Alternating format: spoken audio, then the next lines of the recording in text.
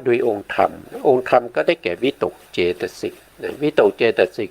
อยู่ที่ไหนเอ่ยวิตกเจตสิกก็จะมีอยู่ทั้งหมด55นะครับประกอบกับจิต55นะครับที่ก็คือเขาจะอยู่ในกามจิต44กามจิต44เนี่ยนั่นแสดงว่ากามจิตที่ถูกตัดออกไปก็คือ10ใช่ไหมครับทั้งหมดในกามจิตเขามีอยู่54แต่ในที่นี้วิตกเนี่ยประกอบกับกามจิตได้แค่44นะเราก็มาดูแผนภูมิประกอบไปด้วยนะครับประกอบแผนภูมิกันไปก็จะได้เข้าใจกันมากขึ้นนะครับคือตัววิตกคือเจตสิกดวงหนึ่งก็จะเป็นดวงนี้นะดวงนี้เขาสามารถมาเกิดกับจิต89นะเกิดกับจิต89แต่เขาไม่ได้เกิดทั้งหมดนะเขาไม่ได้เกิดกับจิตทั้งหมด89นะเขาจะเว้นในส่วนที่เป็นทวินะครับทวิปัญจวิญญาณจิต10ก็คือเว้นตัวที่เป็นจากขูวิญญาณ2นะโสตวิญญาณ2ฆานวิญญาณ2ชิวหาวิญญาณ2กายวิญญาณ2นะครับตรงนี้เขาจะไม่ประกอบนะครับในอเหตุกะเนี่ยมีทั้งประกอบแล้วก็ไม่ประกอบนะครับส่วนที่ประกอบก็มีสัมปติชนะสัมปติชนะจิต2นะครับแล้วก็สันติละนาจิต3นะสันติละนาจิต3แล้วก็ประกอบกับปัญจทวาราวชนะจิตแล้วก็มโนทวาราวชนะจิตหาสิตุปาทจิตนะครับในอเหตุกะนี้มีอยู่18นะครับมีอยู่18ดวงนะใน18ดวงนี้เขาไม่ประกอบอยู่10ดวงเขาประกอบกับจิตได้อยู่8ดวงนะครับ10ดวงที่ไม่ประกอบก็คือได้แก่ทวิปัญจวิญญาณจิต10นะส่วนที่ประกอบมีอยู่8ก็คือสัมปติชนะ2แล้วสันติละนาจิต3นะครับรวมกันก็เป็น5รวมกันเป็น5แล้วก็ประกอบกับปัญจทวาราวชนะจิตอีก1ก็เป็น6นะครับแล้วก็ประกอบกับมโนทวาราวชนะจิตอีก1ก็เป็น7นะครับแล้วก็หาสิตุปาทจิตอีก1ก็เป็น8นะในอเหตุกะจิต18นี่เขาประกอบอยู่แค่8ดวงเท่านั้นนะประกอบไม่ได้10ดวงนะนี่ให้อกุศลนี่ประกอบไหมนะวิตกประกอบกับอกุศลทุกดวงเลยนะครับไม่ว่าจะยกดวงไหนมาก็ต้องมีวิตกอยู่เสมอนะจะขาดวิตกไม่ได้นะขาดวิตกไม่ได้นะครับแล้วก็ต่อมาในมหากุศลเนี่ยก็จะมีวิตกด้วยนะครับเช่นเดียวกันนะครับขาดไม่ได้มีอยู่54นะกามจิต54ก็ตั้งแต่แถวที่1ที่เป็นโลภะมูลจิตเนี่ยลงมาจนถึงมหากิริยาแถวที่2เนี่ยนะครับก็ตรงนี้รวมกันทั้งหมดนี้มีอยู่54แต่เขาไม่ประกอบกับทวิปัญจวิญญาณจิต10ก็คือจักขูวิญญาณจิต2โสตวิญญาณจิต2ฆานวิญญาณจิต2ชิวหาวิญญาณจิต2แล้วก็กายวิญญาณจิต2ไม่มีวิตกเพราะนั้นวิตกเจตสิกดวงนี้นะครับก็ประกอบอยู่ในกามจิตเท่ากับ44ลบด้วย45ลบด้วย10นะลบตรงนี้ออกไปก็จะเหลืออยู่44ตามนี้นะครับตามนี้นะตามนี้เลยนะครับวิตกนี้ประกอบอยู่ในวิตกเจตสิกที่ในกามจิต44เว้นทวิ10นะครับต้องเว้นทวิ10ออกไปเพราะไม่มีวิตกนะเพราะไม่มีวิตกแล้วก็ประกอบกับปฐมฌานนะครับปฐมฌานนะปฐมฌานอยู่ตรงไหนนะครับปฐมฌานก็อยู่ตรงนี้นะปฐมฌานก็จะมีแถวแรกเลยนะตรงนี้นะครับตรงนี้เราเรียกว่าเป็นปฐมฌานนะครับกุศล1นะครับป ปฐมฌานวิบากหนึ่งปฐมฌานกิริยาหนึ่งอันนี้คือรูปฌานนะเป็นรูปฌานนะครับมีอยู่3ดวงตรงนี้แล้วก็ประกอบกับมรรคจิตนะครับที่เป็นปฐมฌานโสดานะครับโส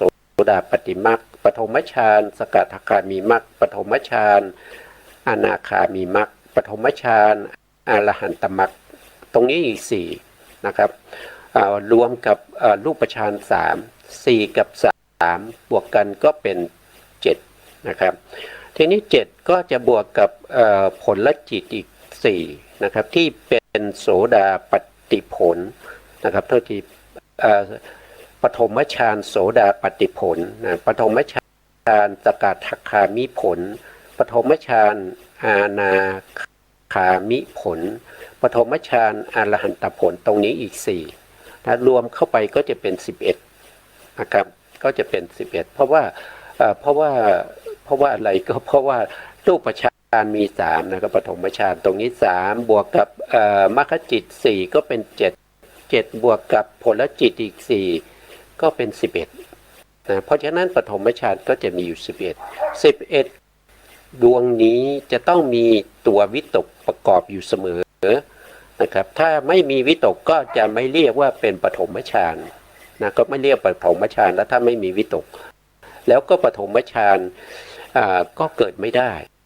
นะเพราะปฐมฌานนี้ต้องเป็นอัปปนาต้องเป็นจิตประเภทที่เป็นอัปปนานะครับอัปปนาก็คือสมาธิระดับ3นะครับ1ก็คือคณิกะสมาธิ2คืออุปัจจารสมาธิ3อัปปนาสมาธิอัปปนาสมาธิก็คือฌานที่เข้าไปเพ่งอารมณ์ใดอารมณ์หนึ่งเช่นปฐวีกับศีลอย่างเนี้ยปฐวีกับศีลนะวายุอาโปกับศีลเตโชกับศีลแล้วก็วายโยกับศีลหรือว่าจะเป็นวรรณะก็จะเป็นโอทัตตะกับศีลนะปิตะกับศีลโลหิตกัสศีลแล้วก็นิลกะกัสศีลอะไรพวกนี้นะครับพวกนี้เป็นกัสศีลเป็นปฐมฌานนะครับเพ่งตั้งมั่นอยู่ในอารมณ์เดียวเท่านั้นอันนี้เรียกว่าเป็นตัววิตกนะวิตกเป็นองค์ฌาน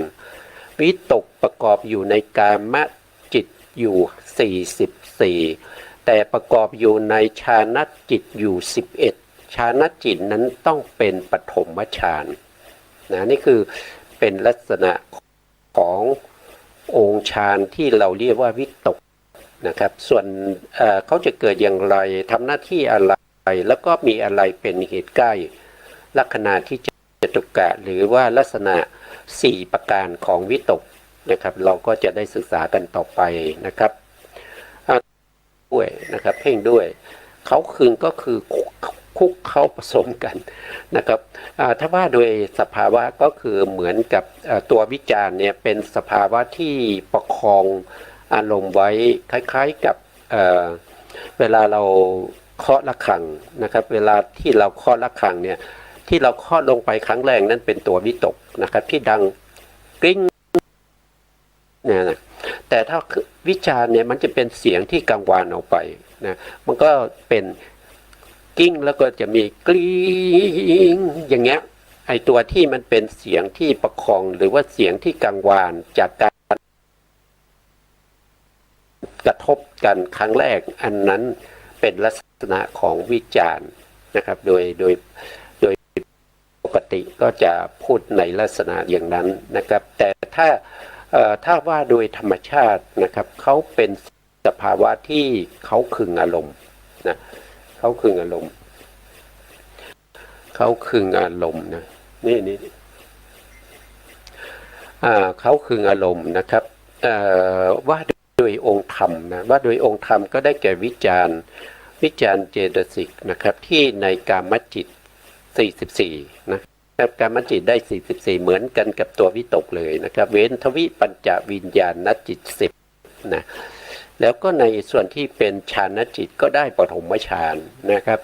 ในปฐมฌานมีวิจารณ์ด้วยมีวิตกด้วยนะพอขึ้นทุติยฌานก็ยังมีวิจารณ์อยู่นะครับทุติยฌานก็คือฌานที่2 นะครับก็ยังมีวิจารณ์อยู่นะครับส่วนปฐมฌานนี้จะไม่ปฐมฌานนะครับมีทั้งวิตกและก็วิจารณ์แต่ทุติยฌานนี้มีเฉพาะวิจารณ์นะครับวิจารณ์เจตสิกทุติยฌานจะไม่มีวิตกเจตสิกเพราะถูกละไปแล้วนะครับต้องถูกละไปแล้วถ้าเราไม่ละวิตกนะถ้าเราไม่ละวิตกเนี่ยขึ้นทุติยฌานไม่ได้ในที่นี้เราพูดในเหมภาพิธรรมนะครับไม่ได้พูดในเหมพระสูตรถ้าเป็นในเหมพระสูตรเนี่ยเวลาขึ้นฌานสองเนี่ยท่านก็จะละพร้อมกันละทั้งวิตกและก็วิจารณ์นะครับแต่ในภาพิธรรมเนี่ยต้องละไปทีละองค์นะครับต้องละไปทีละองค์นะทีนี้ทุติยฌาน11อยู่ตรงไหนนะครับก็มาดูแผนภูมินะแผนภูมิทุติยฌานนะครับทุติยฌานก็จะอยู่แถวที่สองตรงนี้แถวแนวตั้งตรงนี้รูปาวจรจิตแถวที่สองนะครับก็คือได้แก่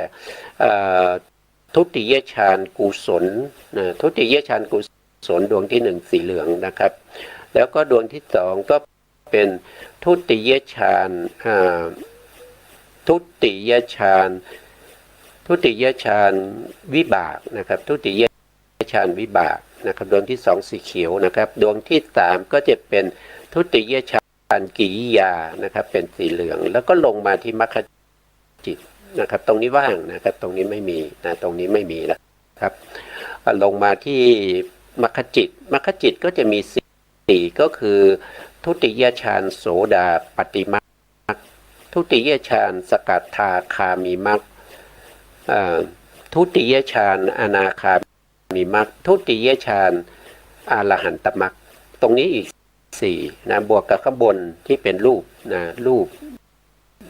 ปาวจระฌานที่2-3ก็เป็น7นะเป็น7แล้วก็ต่อมาตรงนี้เป็นผลจิตนะครับสีเขียวตรงนี้เป็นผลจิตก็จะมีแถวที่2ตรงนี้ก็จะเป็นทุติยโสดาป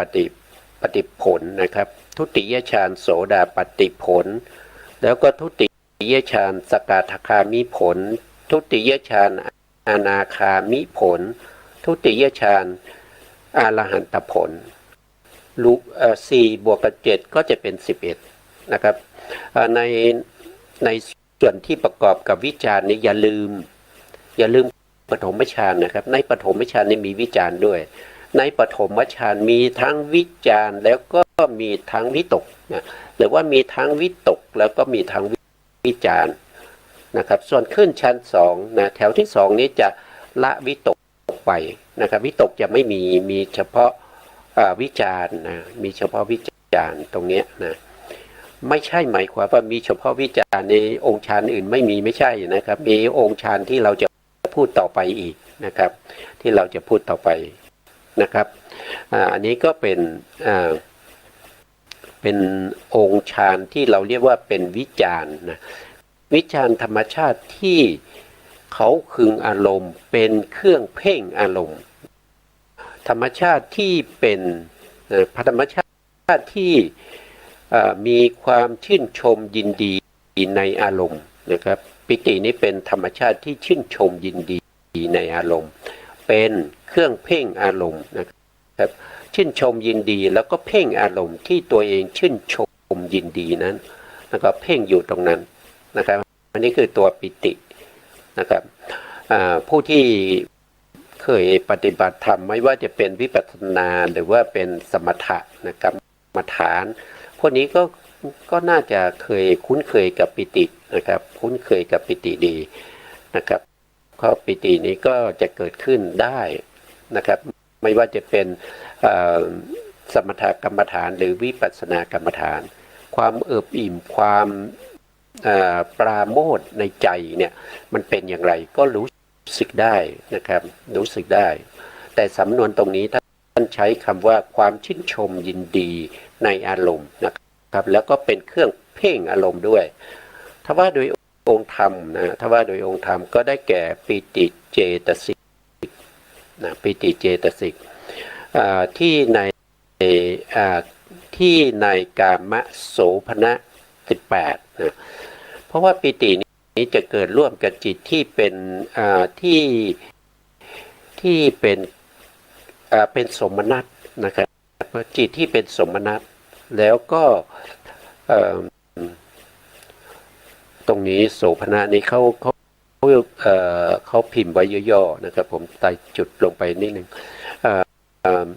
ที่ในกามโสภณจิตนะครับมีอยู่18ดวงนะครับมีอยู่18ดวง18ดวงนั้นอยู่ตรงไหนนะเราก็ไปดูนะครับเป็นจิตที่ผมเรียนท่านผู้ฟังเมื่อตะกี้ว่าเป็นจิตที่ประกอบอยู่ในเวทนาที่เป็นสมนัตนะครับเพราะฉะนั้นเราก็มาดูนะครับเราก็มาดูว่ามันอยู่ตรงไหนในกามจิตเนี่ยนะกามจิตก็คือได้แก่เริ่มตั้งแต่โลภะมูลจิตลงมาจนถึงมหากิริยานะครับมหากิริยาเขาเรียกว่าเป็นกามจิตนะเนี่ยตรงนี้เป็นกามจิตนะเป็นกามจิตที่นี้กามจิตนี้ก็จะแยกออกเป็นจิตที่ดีและดีงามแล้วก็จิตที่ไม่ดีงามก็แยกตรงนี้นะครับแยกตรงข้างล่างของอเหตุกกิริยานะครับแล้วก็ข้างบนของมหากิริยา8นะครับอเหตุกจิต18รวมกับอากุศลจิต12อันนี้เราเรียกว่าเป็นจิตที่ไม่สวยงามเป็นจิตประเภทที่เป็นอโสภณะก็คือไม่สวยงามไม่ควรที่ไม่ควรเกิดกับเราก็มีที่ควรเกิดกับเราก็มีนะครับเพราะนั้นเรายังไม่พูดถึงนะครับแล้วก็ในส่วนที่เป็นกามโสภณจิตก็คือเป็นจิตที่สวยงามแต่อยู่ในกามภูมินะครับอยู่ในกามจิตหรือว่าเกิดส่วนมากท่องเที่ยวอยู่ในกามภูมินะครับก็จะมีเขาก็จะบอกว่าเป็นกามโสภณจิต24นะครับก็คือตรงนี้ได้แก่อะไรก็ได้แก่มหากุศลจิต8ถ้าเราลองหาดูนะครับว่ามันจะอยู่ตรงไหนบ้างนะครับเรามาหาที่เป็นโสภณก่อนในอกุศลก่อนก็ได้นะครับในอกุศลที่เป็นโลภะนะที่เป็นโลภะมูลจิต8ก็จะมีอยู่แถวที่1นะแถวที่1ที่เป็นโลภะในกลุ่มของโลภะมูลจิต8ก็คือดวงที่1ดวงที่โลภะดวงที่2โลภะดวงที่3แล้วก็โลภะดวงที่4ดวงนี้มีเวทนาเป็นสมนัตเพราะฉะนั้นปิติประกอบอยู่ในนี้ได้ด้วยนะครับเพราะฉะนั้นปิติก็จะอยู่ในจิต4ดวงนี้เราได้มา4แล้วนะครับแถวที่2เนี่ยก็เป็นอุเบกขาเวทนานะครับที่เป็นโลภะมูลจิตแถวที่2สีแดงตรงนี้นะครับแถวที่2เนี้ยเป็นเวทนาที่เป็นอุเบกขาเพราะฉะนั้นจะไม่มีปิติประกอบตรงนี้ไม่มีปิตินะครับต่อมาแถวที่3ที่เป็นโทสะมูลจิต2นะโทสะมูลจิต2เป็นสภาวะที่จิตเนี้ยจะไม่มีสุขเลยนะครับเป็นโทมนัสนะครับเป็นโทมนัสก็คือสภาวะที่ประทุษร้ายอารมณ์นะครับเพราะฉะนั้นไม่มีปิตินะครับโทสะมูลจิต2ไม่มีปิติประกอบไม่มีนะครับต่อมาในโมหะมูลจิต2มีเวทนาเป็นอุเบกขาเพราะฉะนั้นไม่มีปิตินะครับไม่มีปิติเราก็จะได้ในอกุศลจิต12เนี่ยเราได้จิตที่ประกอบกับปิติได้แค่4ดวงเท่านั้นก็คือได้แก่โลภะมูลจิตที่เป็นดวงที่1นะครับดวงที่2ดวงที่3แล้วก็ดวงที่4นะครับอันนี้เราได้มา4แล้วนะครับทีนี้เราก็มาดูตรงที่เป็นอาเหตุกะนะอาเหตุกะจิตมีอยู่18ใช่ไหมครับอาเหตุกะจิตมี18ในส่วนที่เป็นทวิปัญจวิญญาณจิต10เนี่ยตรงนี้เอาแค่8ก่อนนะครับจะมีจักขวิญญาณจิต2เป็นอุเบกขานะครับไม่มีปิติต่อมาก็คือโสตวิญญาณจิต2อันนี้ก็เป็นอุเบกขาไม่มีปิตินะต่อมา ต่อมาตรงนี้นะครับตรงนี้ก็เป็นคานวิญญาณจิตสองไม่มีปิตินะต่อมานะครับก็คานะแล้วก็ชิวหานะครับชิวหาวิญญาณจิตสองก็มีเวทนาเป็นอุเบกขาอุเบกขาก็ไม่มีปิตินะครับต่อมาตรงนี้เป็นกายวิญญาณจิตสองนะครับกายวิญญาณจิตสองเป็นทุกข์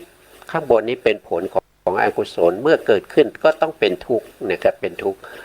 ดวงนี้เรียกว่าเป็นทุกขกายวิญญาณจิตหนึ่งอันนี้ไม่เวทนาเป็นทุกข์นะเพราะเป็นทุกข์จึงไม่มีปิติประกอบนะครับดวงข้างล่างก็จะเป็นสุขนะเป็นสุขนี้เกิดจากกายนะครับก็เรียกว่าเป็นกายเป็นสุขกายวิญญาณจิตนะครับไม่มีปิตินะตรงนี้ไม่มีปิติ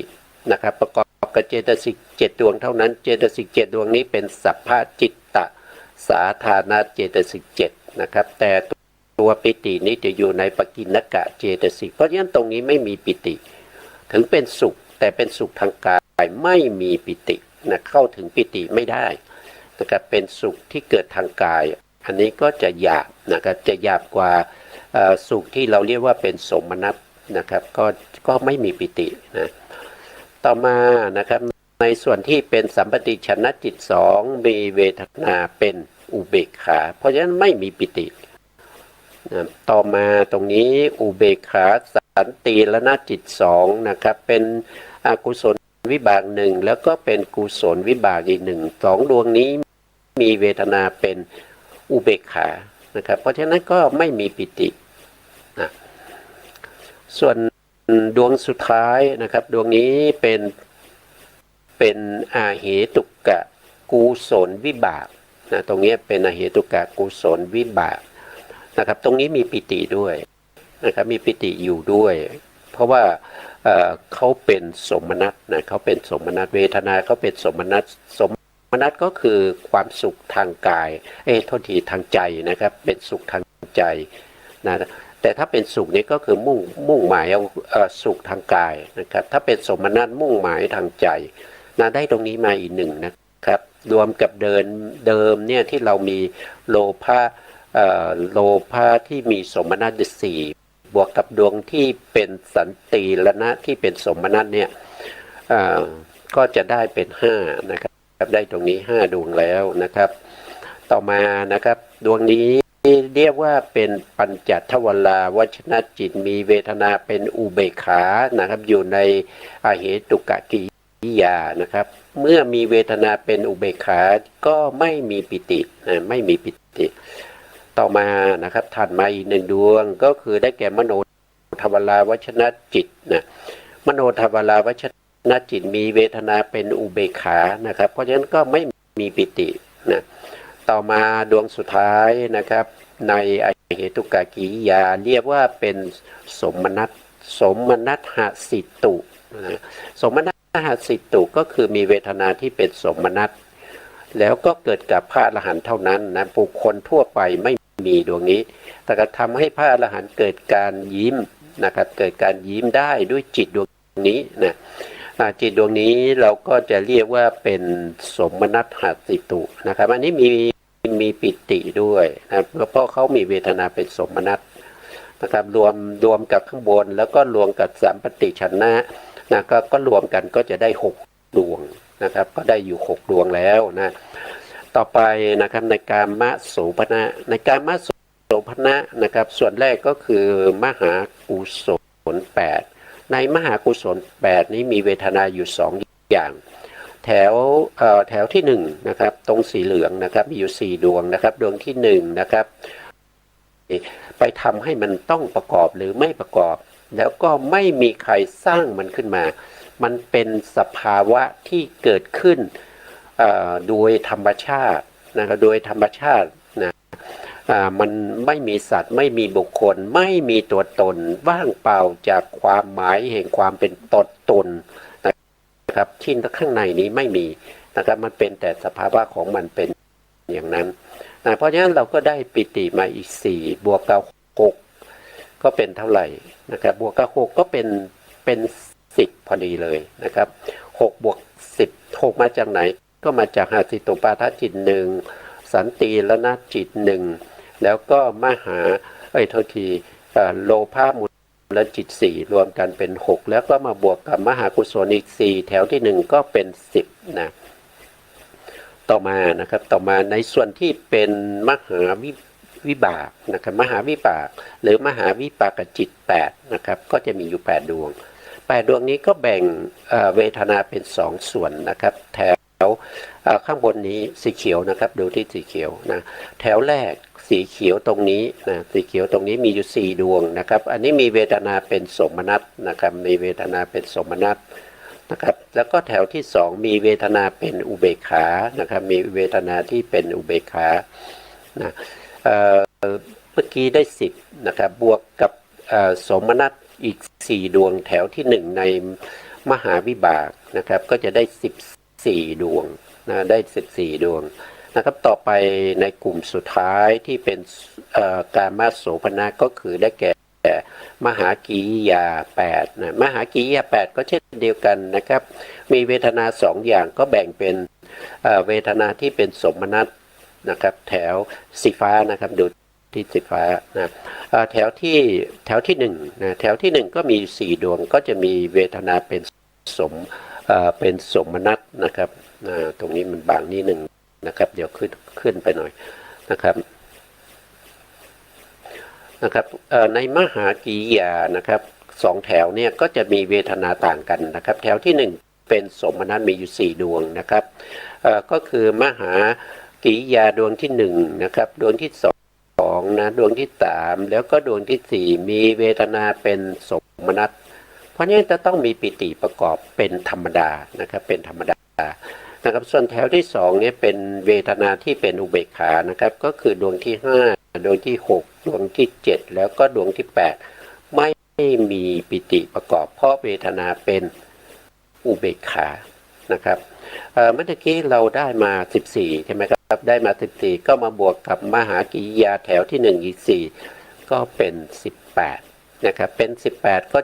จะเรียกว่าเป็นที่ในนะครับตรงนี้ท่านใช้ที่ในกามโสภณะ18ตรงนี้ต้องเป็นสมนัตนะครับตรงนี้พิมพ์มาผิดนะครับตรงนี้ต้องเป็นสมนัตนะครับเดี๋ยวก็ต้องแก้นะครับสมนัตนะตรงนี้ต้องเป็นสมนัตนะครับก็เอาไว้แค่นี้ต้องพิมพ์ได้อยู่นะครับสมนัตนะครับพิมพ์ไว้แค่นี้นะครับเป็นสมนัตนะครับ18ต้องเป็นที่เป็นกามนะครับสมนัตที่เป็นกามนะครับแล้วก็ในฌานก็มีนะครับปิติในฌานก็มีนะในฌานจิตนะครับฌานจิตก็จะอยู่ตรงนี้นะครับฌานจิตก็จะอยู่ตั้งแต่รูปฌาน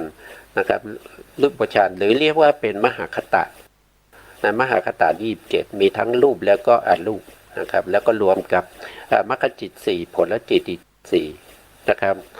ทีนี้เรามาดูว่าที่ไหนเขามีปิติบ้างนะครับท่านบอกว่านะครับในปฐมฌาน11นะปฐมฌานก็คือ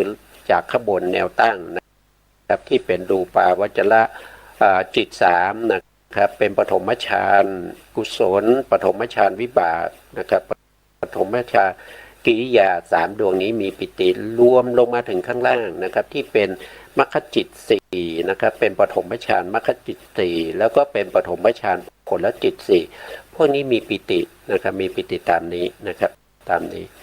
ต่อมาในทุติยฌานนะครับในทุติยฌานนี้ก็คือแถวที่2นะครับก็คือแถวที่2นะครับในรูปาวจระนะครับแถวที่2ก็ได้แก่ทุติยฌานกุศลนะทุติยฌานวิบากทุติยฌานกิริยานะครับ3ดวงแล้วก็มาบวกกับมรรคจิตที่เป็นทุติยฌานมรรคจิต4นะครับแล้วก็ทุติยฌานผลจิต4นะครับรวมก็จะเป็น11ก็เรียกว่าเป็นทุติยฌาน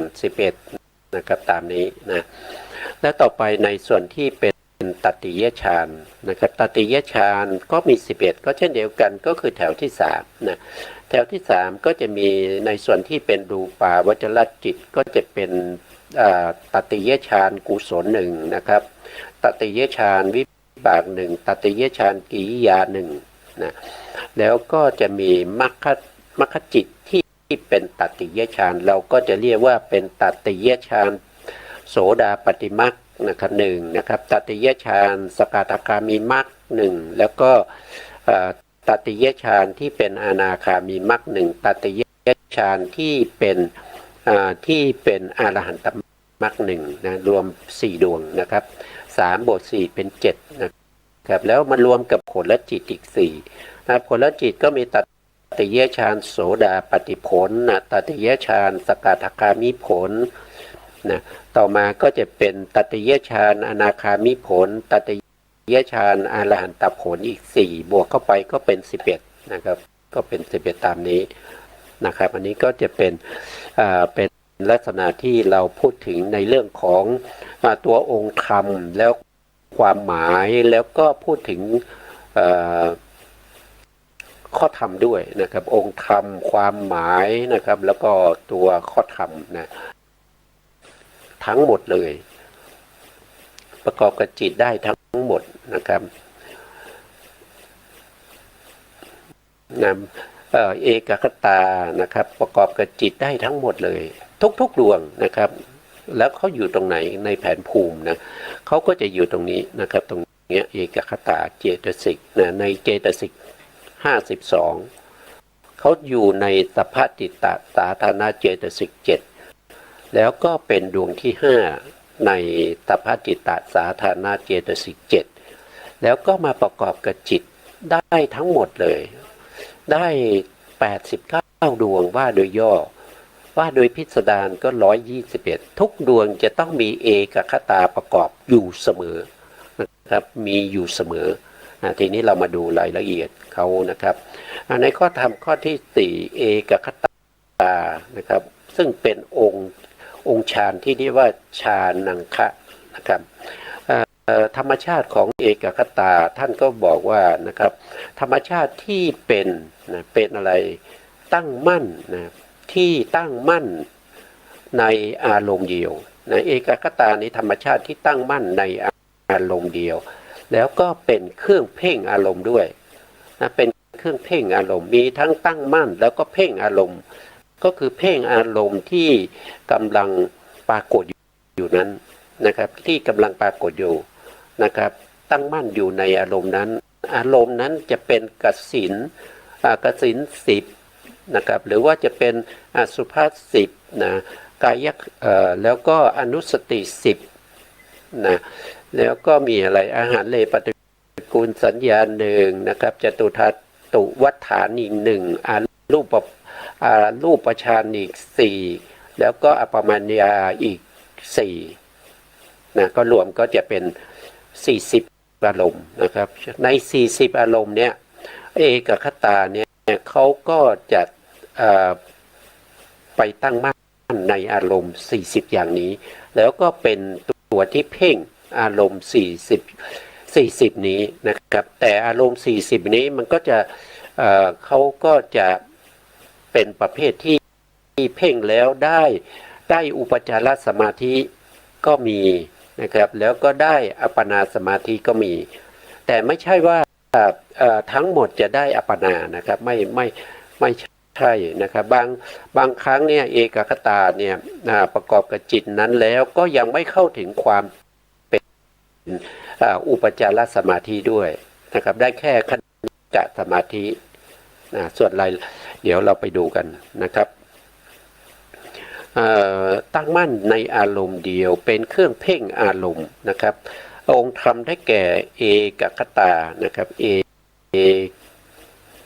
กคตาเจตสิกนะครับที่ในจิต111นะครับเว้นทวิปัญจวิญญาณจิต10นะเอกคตาเขาประกอบกับจิตได้ทั้งหมดนะครับแต่ว่าการเข้าถึงความเป็นองค์ฌานที่จะเข้าไปตั้งมั่นในอารมณ์แล้วก็เป็นเครื่องเพ่งอารมณ์ได้เนี่ยจะมีอยู่แค่111นะครับ111ต้องเว้นทวิปัญจวิญญาณจิต10ถ้าว่าโดยย่อนะครับถ้าว่าโดยย่อเราก็เอา10นี้ไปลบกับ 89นะครับก็เหลืออยู่79นะครับก็เหลืออยู่79ที่จะเรียกว่าเป็นฌานังคะนะครับแล้วก็เป็นองค์ฌานนะครับนอกนั้นไม่ได้นอกนั้นคือที่ไหนก็คือในทวิปัญจวิญญาณ10เนี่ยเข้าไม่ถึงความเป็นฌานในการเพ่งอารมณ์นะครับนะทีนี้เรามาดูในแผนภูมินะครับในแผนภูมิเอกคตาก็คือดวงนี้นะดวงนี้เกิดกับจิตได้ทั้งหมดทีนี้เกิดกับจิตได้ทั้งหมดเนี่ยก็จะมีส่วนนี้นะครับส่วนนี้มีเอกคตาเหมือนกันแต่ไม่นับเนื่องด้วยความเป็นฌานังคะในที่นี้นะครับอย่างเช่นในจักขูวิญญาณจิต2โสตวิญญาณจิต2คานาวิญญาณจิต2ชิวหาวิญญาณจิต2แล้วก็กายวิญญาณจิต2นะครับส่วนนี้ไม่สามารถที่จะเรียกว่าเป็นฌานังคะนะครับไม่สามารถเรียกเป็นฌานังคะเดี๋ยวผมดูรายละเอียดนิดหนึ่งนะครับว่าจริงๆถ้าพูดไปโดยความเป็นองค์ฌานนะครับโดยความเป็นองค์ฌานนะเดี๋ยวผม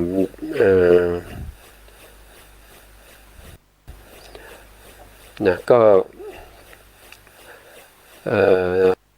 ถ้าว่าโดยความเป็นอินทรีย์ก็จะไปอีกแบบหนึ่งนะครับไม่เหมือนกันนะครับถ้าว่าโดย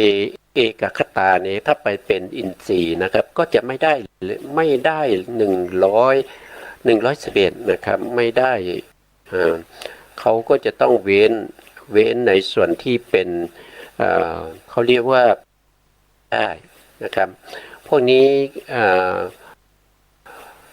17ดวงนะครับ17ดวงนี้เข้าถึงความเป็นอินทรีย์ที่เป็นสมาธิอินทรีย์ไม่ได้นะที่เป็นสมาธิแล้วก็เป็นอินทรีย์นี้ไม่ได้นะครับก็ต้อง89นะครับก็ต้องลดออกนะครับลบออกไปอยู่ทั้งหมด17นะครับ17ก็จะเหลืออยู่แค่เท่าไหร่72ดวงเท่านั้นที่สามารถจะเป็นสมาธิอินทรีย์ได้ไม่ถึง121นะครับมาอันนี้เราก็อันนี้121นี่เขาพูดถึงว่าโดยพิสดารนะครับว่าโดยพิสดารถ้าว่าโดยพิสดารเข้าไม่ถึงความเป็นสมาธิอินทรีย์ก็คือเข้าไม่ถึงความเป็นอินทรีย์ที่เป็นสมาธินั่นเองนะครับก็ต้องลบออกไป17นะครับลบตรงนี้17นะตรงนี้ก็จะเหลือเท่าไหร่เอ่ยนะครับก็แล้วก็มาดูกันนะครับ121นะครับลบออกไป17นะลบออกไป17ก็เท่ากับก็จะได้แค่104ตรงนี้ได้แค่104นะครับอันนี้พูดถึงอินทรีย์นะที่เป็นสมาธินะครับที่เป็นสมาธิที่เป็นอินทรีย์แต่ตรงนี้เขาพูดถึงฌานังคะนะครับฌานังคะก็จะได้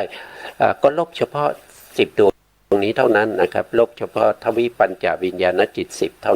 นั้นเองนะครับอันนี้ก็เราพูดถึงเรื่องของสมาธิเนี่ยเราก็จะต้องพูดถึง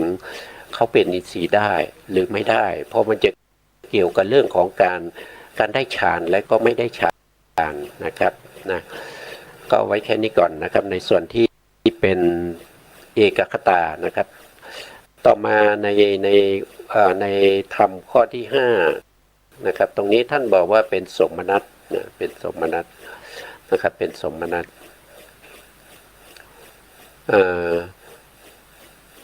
สมนัตนะครับสมนัตก็คือธรรมชาติที่นะครับ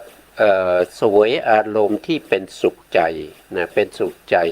แล้วก็เป็นเครื่องเพ่งอารมณ์ด้วยนะครับเป็นสมนัตสุขใจแล้วก็เพ่งอารมณ์ด้วย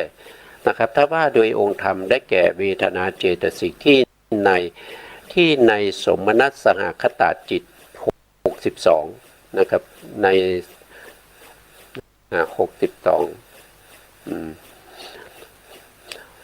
62นี้ก็คือได้ แก่อะไรนะครับก็คือได้แก่อะไรแล้วก็มาดูว่า62นี้มาจากไหนนะครับมาจากไหนเอ่ยนะครับก็คือได้ตรงที่เราพูดถึงในเรื่องของปิติที่ผ่านมานะครับปิติที่ผ่านมาเนี่ยปิติเจตสิกเนี่ยนะครับถ้าว่าโดยกามะเนี่ยได้อยู่แค่เท่าไหร่18นะครับได้อยู่18ทีนี้เราก็ไม่ต้องไปหาแล้ว18เนี่ยนะครับ18ในกามะนี่มีอยู่18นะครับที่เป็นสุขใจนะครับที่เป็นสุขใจมีอยู่18เรียกว่ากามะสมนัส18นะกามนัสสมนัส18แล้วก็ไปบวกกับตรงนี้ครับปฐมฌานนี่มีอยู่11นะครับปฐมฌานมีอยู่11นะทุติยฌาน11ตติยฌาน11แล้วก็จตุทัชฌานจตุทัชฌานก็11เหมือนกันนะครับเพราะฉะนั้นมันได้44นะครับได้44เราก็บวกกับ18ที่เป็นกามโสภณะนะครับก็ได้อีก11นะครับก็บวกเข้าไป11ก็เป็น44บวกกับ18นะครับก็จะได้อยู่62ได้ตรงนี้พอดีเลย62นะครับลองบวกดูนะครับลองบวกดูนะอันนี้คือถ้าว่าโดยองค์ธรรมเนี่ยเขาได้แก่เวทนานะแต่เวทนาในที่นี้ขยายออกเนี่ยเขาจะเ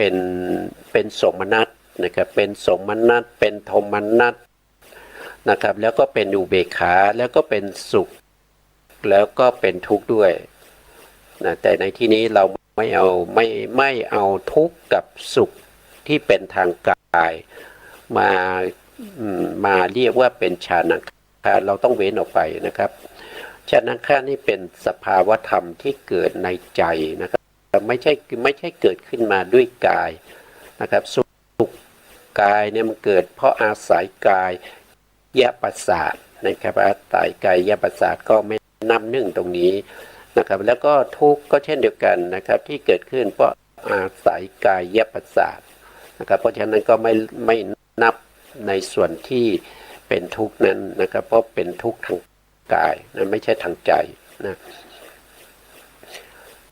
ต่อมาในข้อที่6นะครับข้อที่6โทมนัสนะครับโทมนัสธรรมชาติที่สวยอารมณ์ที่เป็นทุกข์ใจนะเป็นทุกข์ใจนะ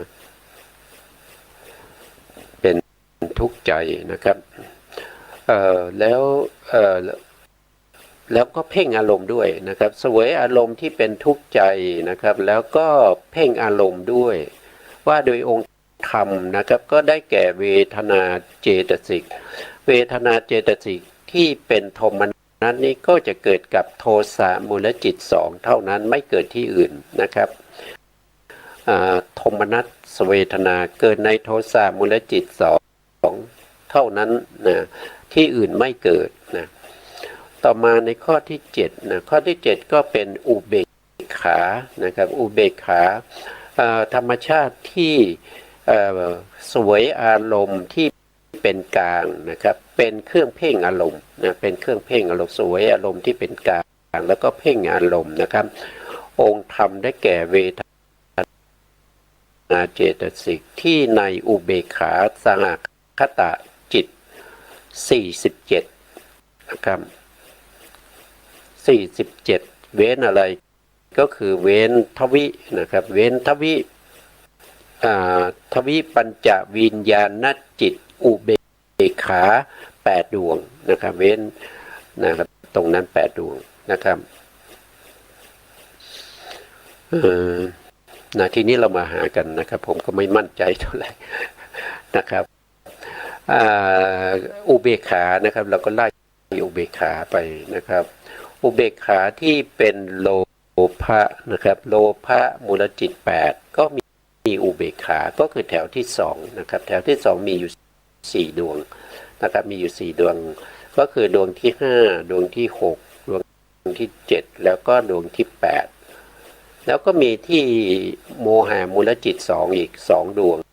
นะครับก็เป็นเท่าไหร่ ก็เป็น6นะครับก็เป็น6นะเราเว้นทวิ10ไว้นะครับเพราะว่าทวิ10นี้ถึงแม้ว่าเขามีเวทนาที่เป็นอุเบกขานะครับถ้าว่าโดยองค์ฌานเนี่ยเขาไม่ได้เพ่งเขาไม่ได้เข้าไปเพ่งอารมณ์นะครับเขาไม่ได้เข้าไปเพ่งอารมณ์เพียงแต่อารมณ์กระทบกับกายปัสสะเป็นเหตุเป็นปัจจัยให้เขาเกิดขึ้นนะไม่สองก็คือปัญจทวาราวชนะจิตหนึ่งแล้วก็มโนทวาราวชนะจิตหนึ่งก็จะเป็น12นะในส่วนนี้เป็น12นะครับแล้วก็ในส่วนที่เป็นมหาวิบากมี4มหามหากุศล4มหาวิบาก4มหากิริยา4ตรงนี้มีอีก12นะครับ12บวก12ก็เป็น24นะครับก็เป็น24ทีนี้24แล้วก็มีที่เป็นอุเบกขานี่ก็คือฌาน5นะครับเมื่อกี้เราได้อยู่24นะครับ24ตรงที่เป็นปัญจมัชฌานเนี่ยก็คือแถวสุดท้ายแถวที่5เนี่ยนะครับมีที่เป็นกุศลเป็นวิบากเป็นกิริยานะครับก็จะเรียกว่าเป็นปัญจมัชฌานกุศลนะครับอันนี้เป็นรูปนะเป็นรูปกุศลนะครับแล้วก็ปัญจมัชฌานวิบากนะครับที่เป็นรูปนะแล้วก็ปัญจมัชฌานที่เป็นกิริยาที่เป็นรูปได้มา3นะครับบวกตรงนี้อีก12นะครับเป็นเท่าไหร่12บวก3ก็เป็น15นะครับตรงนี้คืออะไรตรงนี้คืออรูปฌานอรูปฌานมีอยู่12อรูปฌานทั้ง12นี้เขาเป็นอุเบกขานะครับเขาเป็นอุเบกขานะแล้วก็มาบวกกับปฐมฌานนะครับโทษที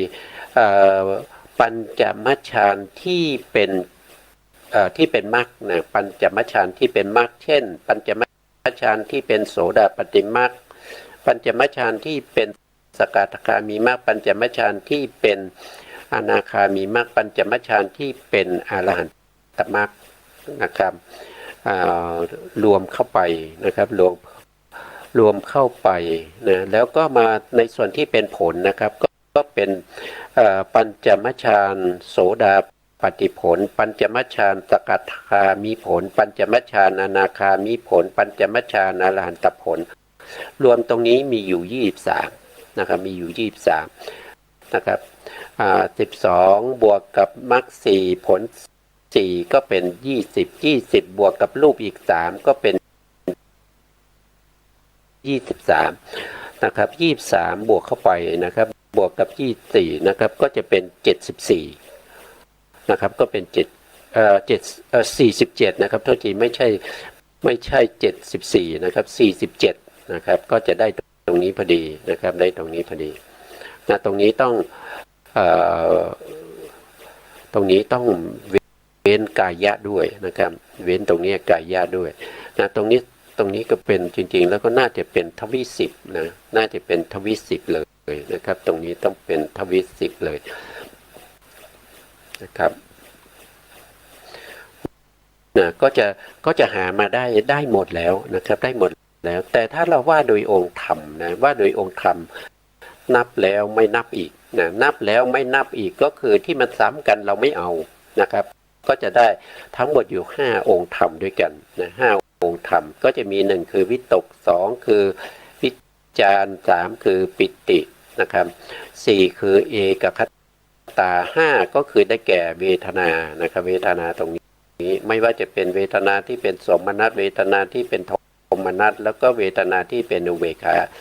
ก็เป็นเวทนาเหมือนกันนะชื่อเดียวกันนะถึงแม้ว่าเขาสวยอารมณ์ที่ต่างกันนะครับเราเอาองค์ธรรมว่านะครับองค์ธรรมคือเวทนาเหมือนกันหมดเลยนะครับก็รวมกันก็จะเป็น5นะครับเป็น5นะอันนี้ก็